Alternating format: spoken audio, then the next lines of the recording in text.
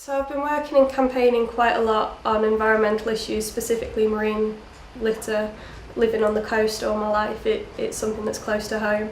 And using virtual reality in campaigning, it was a way of targeting younger people because they're the ones that will make the change.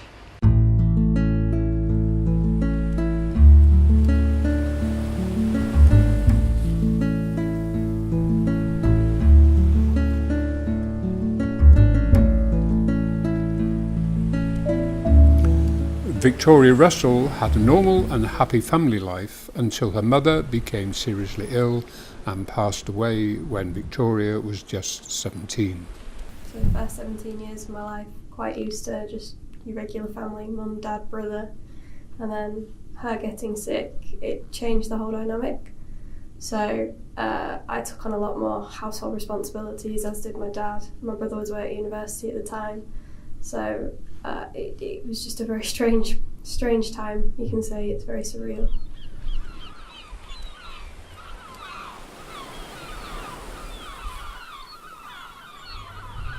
She passed away just before Christmas, just as I was getting ready for my January A-level exams. And sort of as an escape, I suppose, I started studying far more than I've ever studied before. For me, it was an escape. Bereavement, we're all got to face it at some stage in our lives. It's no one knows how you're going to react because it comes with lots and lots of social and psychological factors that are inherent within the individual facing that. So a young person losing a parent would very much have to deal with the fact that they are going through a transition in their life.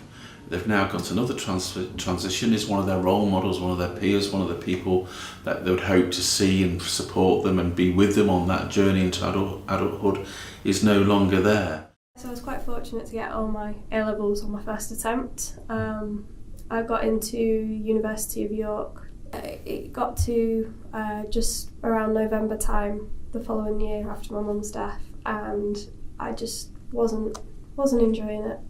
I think it might have just been a combination of everything being away from home after home had changed so much. Caring for her mother during her illness affected the whole family and would eventually take its toll on her father's own health. My dad was diagnosed with pneumonia for the first time, and with my dad being so ill at that time, it was a great opportunity for me to just say, no, I've had enough, I'm going home.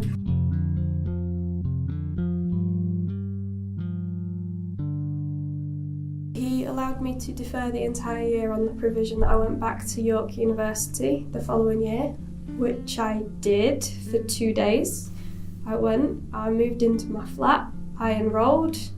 The next day I was in the car on the way home, having packed up all my stuff.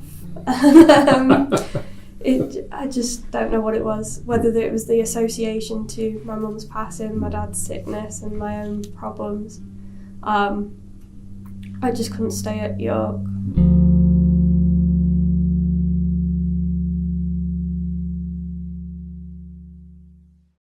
My dad, in a lot better health at the time, had all my, unbeknownst to me, can I add, had all my A-levels and GCSEs in the car. He'd rung up Hull University and said that there was a student who would like to enrol. What can we do? And so on the car ride home from York University, I was like, why are we going into Hull? And he was like, you're not dropping out of university again. Not for me, not for anything. You need this. He was right, I had no plan. Moving to Hull University allowed Victoria to be closer to her family and friends. She was able to reconnect with the basketball community that had been an important part of her family's life throughout her teenage years. Basketball was huge. I started when I was 12 at secondary school that my dad, consequently at the time, was a teacher at. And he set up a basketball club at the school. I joined, I got my friends to come down with us. And all the way up, including on the day my mum died, we actually played a basketball game in Hull that night. Wow. So that was huge. And it was also our first ever win as a team was that night. And the team didn't know. Not until the minibus ride on the way home. So yeah, it was a huge day in good ways and bad ways, I suppose. So Snaprat's Basketball Club's community-based non-for-profit group. We rely solely on funding bids to get through, make up our losses, because a lot of the people we work with can't afford necessarily to pay for their sessions. And so my father, who's the coach and owner of the clubs, got in contact with Vanel and said help, essentially. And through that we met Jenny. Connecting with Vanel and meeting Jenny would prove to be an important turning point in Victoria's life. They helped us with our policies, procedures. They also sponsored our club. And yeah, that's how we met Jenny. I was asked to come in and help on some events that they had where they just needed bodies to run around. Victoria began volunteering on Vanel's Infuse project, working with the team that supported young people. As a full-time member of the new Ignite team, Victoria supported other young people on their own projects. The idea of Ignite, young people come to us with their own projects and we learn to do them projects ourselves whilst helping them through things that they might not have thought of, so risk assessments, licensing, sort of more the boring side of it, but the stuff that you need, otherwise you're not going anywhere. So some of our bigger projects have included music gigs, we've done basketball tournaments, football tournaments, balloon releases. Eventually, she found funding to address the concerns she had on environmental issues, and the Pipes Away project was born. We found out about the funding bid because our boss Jenny, she invited the funders down to sort of put on a workshop to introduce the whole concept, so we learnt about what it is they were looking for, what it is they wanted. I went up to Grimsby to Vanel to run a workshop on what the Environment Now was, and that's when Victoria sort of approached me and said that she was thinking about doing Pipes Away project. We had particular support from Heather and Lydia, both fantastic people based in Leicester working through the National Youth Agency. Victoria came down to do a pre-pitch workshop where we went through all of the basics of pitching. We also supported Victoria through her application and through the actual pitch itself. Pipes Away is a virtual reality game that offers fun and an engaging way to raise awareness of environmental issues. So to start with, we start off in a white room, and essentially this is the demo stage. So this is where I'll be telling people to get used to it, to look around, and then we actually enter into the sewer system. So now we're in, you can have a look around. We're on a boat, fluing down your sewer. Again, we've got a selection of items in front of us. We've got a jet washer, we've got some bleach, we've got a boiling kettle and some caustic soda. These are items commonly used by households to clear blockages that have been caused. So we just pick up one, pop it on and fire at the blockages. We've got some fats, oils and grease. A common misconception is that using a kettle to clear it will work. It doesn't, it just shifts the blockage on a little bit. Some other items that we have down here include rubber ducks. We've got a set of false teeth that may or may not appear. These have all been recorded as being flushed down the sinks and toilets. We've also got Lego bricks, which is a very common thing for young children to be flushing down their toilets, especially when parents aren't looking.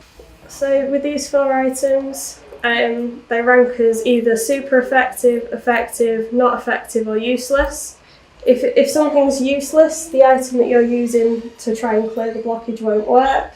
So you've got to change quite quickly, turn around and get the blockage. Again, we've got some nappies, we've got hair again, we've got some condoms down there.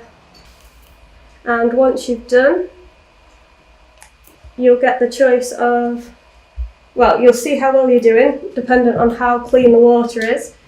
So if the water's a nice blue, you've cleared the blockages successfully. If, however, you've not done so well, it will be a bit of a disaster. You call this cleaning up? And that's that.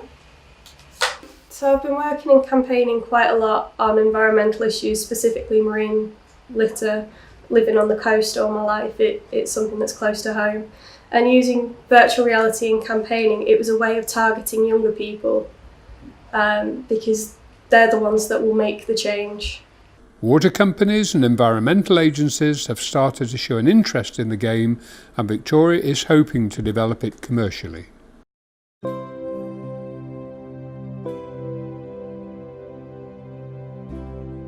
With great determination and help from family, friends and supporting agencies, Victoria has managed to overcome the difficulties in her life and find success in the area that are closest to her heart. Nappy beside you.